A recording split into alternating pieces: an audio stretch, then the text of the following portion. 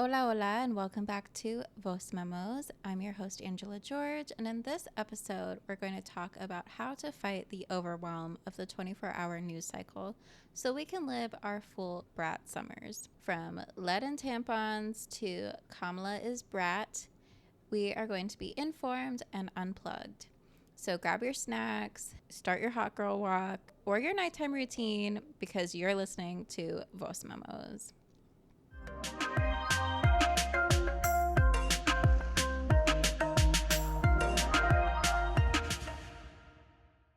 Okay, so let's jump right in. A lot has happened since the last episode of Voice Memos, more than most 2-week spans that I can remember since we started the podcast. So just to recap, lead and tampons, Donald Trump assassination attempt, CrowdStrike crash across the globe, Joe Biden drops out of the presidential race, Kamala is the new Democrat candidate for president, and that's just the things I could remember because I'm sure there was so much happening in the global news and in small town news that I'm not aware of. So still, I remember the lead and tampons made me so furious. It took me like a full day to process that news, and there was so much like misinformation, speculation, and honestly, I haven't seen the conclusion of what the study meant in terms of safety for wearing tampons, especially like long-term usage. So I'm not going to advise on that. And I'm also not going to get into what I do on the podcast. We're going to keep it high level here and maybe just look at the sustainable alternatives that are out there that are invented by women for women. Just an idea. If you're nervous about it. And then, I'm not going to talk too much about the assassination attempt because it's an awful historical moment. And enough said. But the CrowdStrike crash, that I didn't really understand what was happening in the moment because my company wasn't impacted. My boyfriend's company was impacted. And as I learned more about what the crash meant, especially in terms of planes not like taking off, hospitals, like all kinds of infrastructure that has these critical machines that are running CrowdStrike, which if you don't know what CrowdStrike is, it is kind of like antivirus, but at a like lower level on the computer. So it's always running, it's always self-updating, and it's usually installed on critical machines that cannot afford to go down, and then all of those machines went down. Really makes you think about how our infrastructure is so fragile.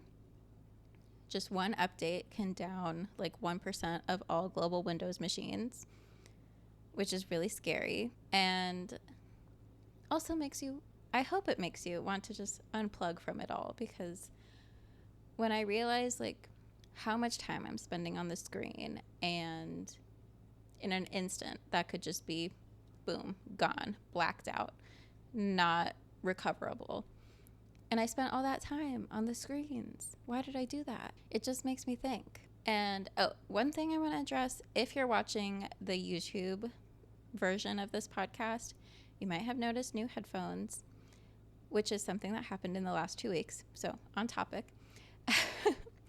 You can thank Bobby for chewing up the last set of headphones, and truth be told, the last couple episodes, only one ear of the headphone was working for me, but needed to keep using it for sound quality and the aesthetic. So I was working with pretty janky headphones, and now I'm really loving these new ones. And they're kind of in it's not my signature color, but the baby blue, powder blue, it's like my second favorite color maybe. So if I can't get lavender or lilac, I get this color. So new headphones for the foreseeable future of Voice Memos. Another thing in the last 2 weeks of craziness. And then, the CrowdStrike crash, I love hearing about this kind of stuff. Not because, I mean, obviously it's really bad. But I just like to stay like in the know with tech, and I follow a couple different tech podcasts. I think the Vergecast is really fun and timely, and they go into the details, which I really like to hear. And then, yeah, I think they're also really good for if you're not that familiar with technology. They do break it down. So if you want to know more about the CrowdStrike crash, just or maybe what I recapped is enough for you. So, yeah, I forgot. My audience is supposed to be brats, so I don't know if brats care about CrowdStrike, but here we are. On to Joe Biden dropping out of the race, and the Kamala nomenon is what I've been seeing people call it. First off, Kamala, after the announcement and the endorsement from Joe Biden, she raised over $100 million in the first 36 hours, which is crazy and necessary because she only has like 1 week left of July, August, September, October, and then election month. So that is no time. No time to convince the nation that she deserves to be president. I would love to see her in the debate. I think she would crush a debate. And it's reminding me a lot of when she debated Mike Pence. And then, unfortunately, from Pence, the only thing people could remember from that debate was that a fly landed on his head. And there was like an amazing SNL skit after that. So I just need some of that content, but about Donald Trump. Like, let's get her on the debate stage. Let's bring the fly back. Let's see what happens with that. So she has all this momentum. She's like getting money. She's getting endorsements. She's getting donations from first-time donors, like huge momentum, excitement throughout the whole Democrat Party. And then Charlie XCX drops the tweet, whatever they call it now, Kamala is brat. And Kamala's team runs with it. Like her whole social media is rebranded as like Brat Summer with the green, with the like text, and memes are everywhere. People are calling it a coconut apple summer, and I'm here for it. I think no politician has really been reaching out to Gen Z, and it's becoming like Gen Z is becoming a bigger and bigger part of the electorate. So it's refreshing to see somebody actually have a smart team. Like, she doesn't have to know anything about what brat means. She doesn't. But her team can and should, so that she can have a successful campaign and reach out to people who actually are going to vote, Gen Z. So, yeah, I think it's a great move strategically. And makes me want to vote for her. I did a TikTok deep dive into all the Kamala brat memes before this podcast to prep, and there's a lot of stands out there for Kamala Harris. I had no idea, because honestly, and I'm gonna get into this, how to stay informed but not in it. Yeah, honestly, I was not really in it for the brat summer. I did try to do some brat inspired makeup. Honestly, I don't identify as brat. Bobby is brat. My cat is brat for sure. She loves to party. She does dumb shit all the time. Unapologetic. Very confident, but cuddly on the inside. And she knows I'm talking about her. And she has the eyes, brat eyes, exactly the color of brat. So yeah, she can be the brat. I'll be my own thing. I'm not a mean girl. I'm not really a party girl. My ideal weekend was this last weekend. I went to the farmer's market with my boyfriend and my neighbor. and then the next day I went golfing with my boyfriend. And by that, I mean, he golfed. I rode in the golf cart. And that's a great weekend for me. We got ice cream. Oh my God, there was this amazing ice cream shop. Mango sorbet with tahini on top. It was so good. I think we got it 2 times in a row. And I would get it again right now. It was amazing. So to sum up, I would say I aspire to be brat, and that's about as close as I could get. Sometimes I'm a mean girl because I'm very judgy, but that's why I have a podcast. So that way I can judge with reason. So to circle back to the 24-hour news cycle, how to not get overwhelmed, because honestly, when I heard that Joe Biden dropped out of the race, that night I spent probably like 20 extra minutes that I could have been sleeping, scrolling through news articles like what's going to happen next. And of course, no one had answers. It just happened. It's all speculative. And even as we get closer to the race, no one's actually going to know what's going to happen. And it all hinges on that day. What happens in that voter's mind on that day, right? And we won't know until we know. And so I would say tip number 1 is you don't have to be in the loop on everything instantly. So we live in an age where you can find out the important news the instant it happens. When I was on the golf course with my boyfriend, he got a push notification the moment that Joe Biden dropped out of the race. It's really good to like find out about it right away, but I could not imagine having that level of insight and notifications just sounding off anytime something happens in the world like that. It would be too much. And I think a lot of people operate like that, because whether you actually have some news notifications turned on or you're just chronically online, it's very easy to find out things instantly the moment they happen. And yes, a lot of this stuff is something you should be in the know about, you should be informed on, but you can do it in a slower, more controlled manner. And the way I like to do that is I have a couple different podcasts, like the New York Times Daily, NPR Politics podcast. They're short, concise. They have people that are reputable to report on the news and cover the news. And it just makes me feel like I can get the news in a succinct way. There's not a lot of speculation, what's going to happen next. They're just giving me the facts, and I can move on with my life as an informed citizen. Tip number 2, it's okay not to know all the answers. And this is kind of what I was alluding to with the speculation. I mean, it's kind of like a place of comfort, right? Like our brains want to know a routine. We want to know what's going to happen next. And because of that, it feels very uncomfortable to not know the answers and try to find them, especially in this day and age where you can find a lot of answers if you just search hard enough and you have the right keywords. And so I would just say, try to not fall for that. You don't need to know everything. And there's only so much you can do anyway if you did know everything.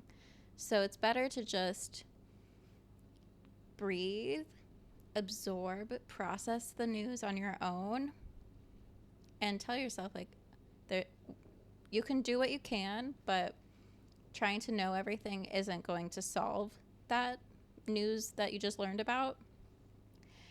And no one really has the answers to everything. So a lot of it is just wait and see.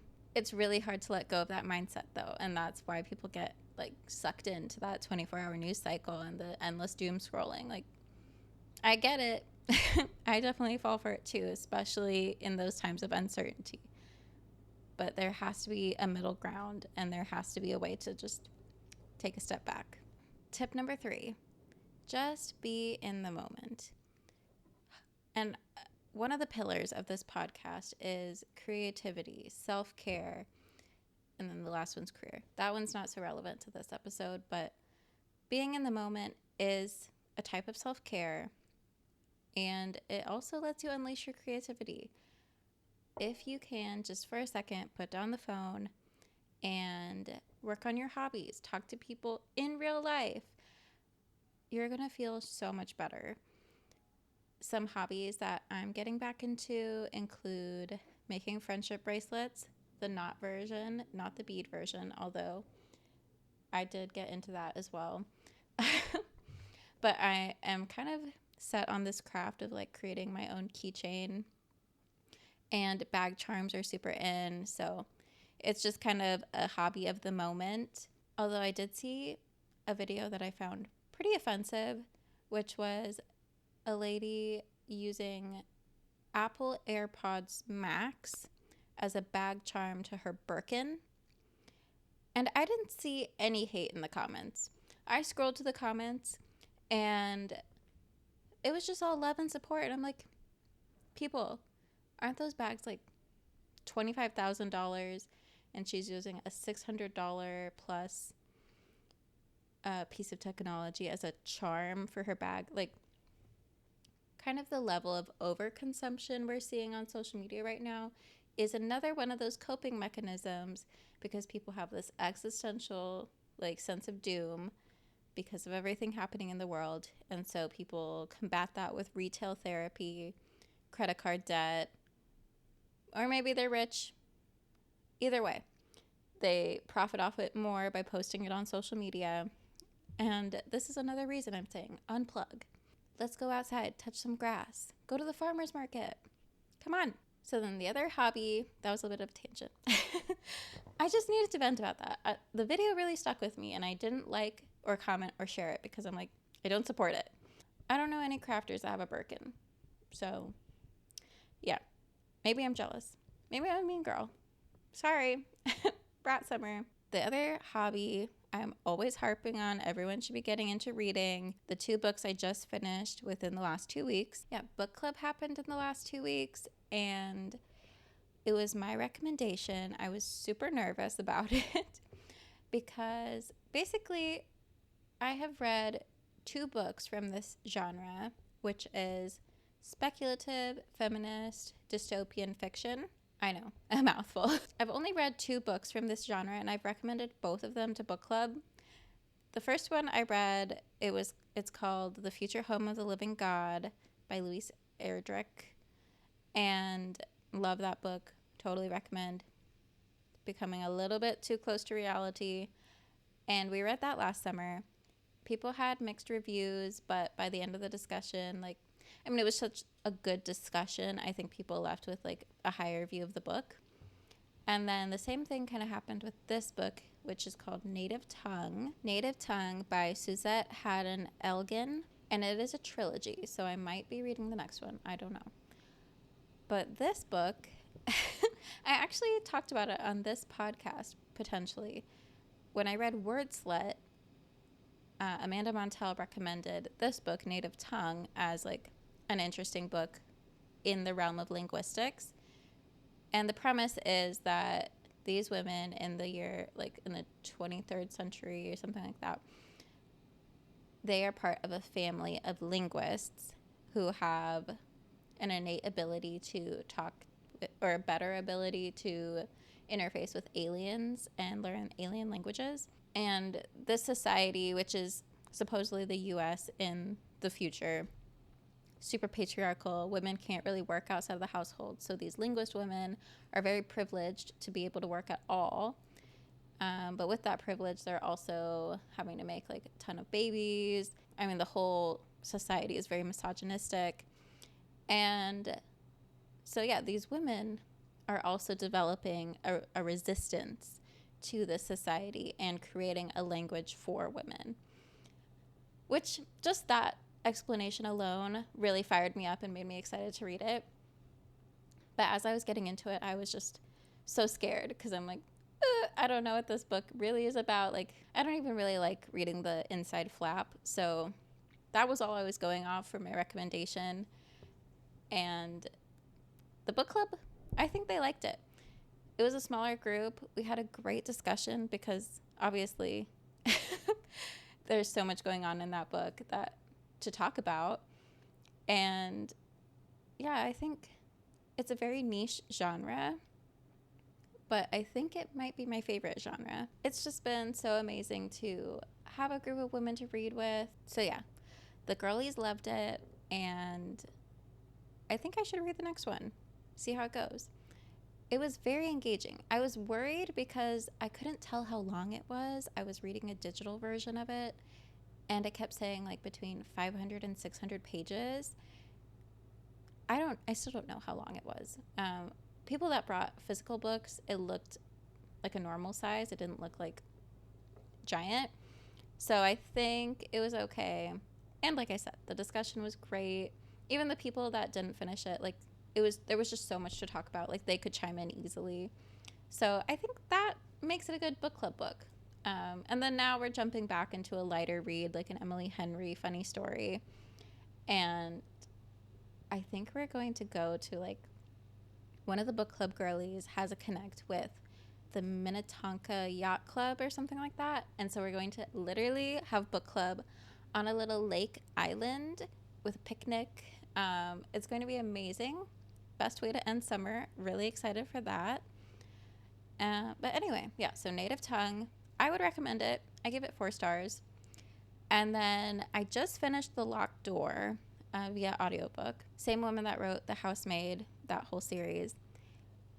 I didn't love it. I think I'm coming to terms with, even though thriller books are thrilling, I don't love them. Which is sad, because they are a page turner. It's very easy to keep reading them, but I just felt so like empty at the end. I was like, okay. People died. Things went nasty. There were creepy people. Like it, and I don't need a happy ending, but it just wasn't an ending that even made me like think about life more, or like, I don't know. I just felt kind of icky. It's kind of like the news. I'm like, I don't need more true crime. Like that already happens. So I think it's just not for me. And that's something that's taken me this whole time to figure out, because getting back into reading, I didn't just want to stay with like what I liked in high school and middle school, obviously. So I've been really pushing myself to try new genres, like break out of just the romance novels. I don't have to just read dystopia, even though apparently I still really like it. And yeah, so I think thriller, crossing that off the list. I know that I'll be able to read it quickly, but I'm not really going to love it. And that's fine. I'll leave you on this last anecdote, which is to spread kindness. I think the world is full of all this like scary news, and another way to not get overwhelmed by it is to spread your own joy and happiness into the world to like combat it. And just the other day, I was trying to get up the elevator to get to my apartment, and these 2 girlies walked out in the cutest outfits for going out, and I just didn't even think about it. I was like, you guys look so good. And then they got so excited and they're like, you look so good, girl. And like, it was that whole like girls' bathroom vibe type of exchange. And it made my whole night. And I'm sure they like left with a much happier like outlook on the night. So if you can, give a compliment. It really makes people's day, and it does a lot to fight the evil in the world. If you liked the podcast, be sure to give it a rating, follow, subscribe, like, whatever platform you're on. I'm on a lot of them. If you want to follow the podcast on Instagram, it's @VosMemos. Or if you want to follow on my website, it's angelageorge.com/vos-memos. And I'll see you in the next one. Bye.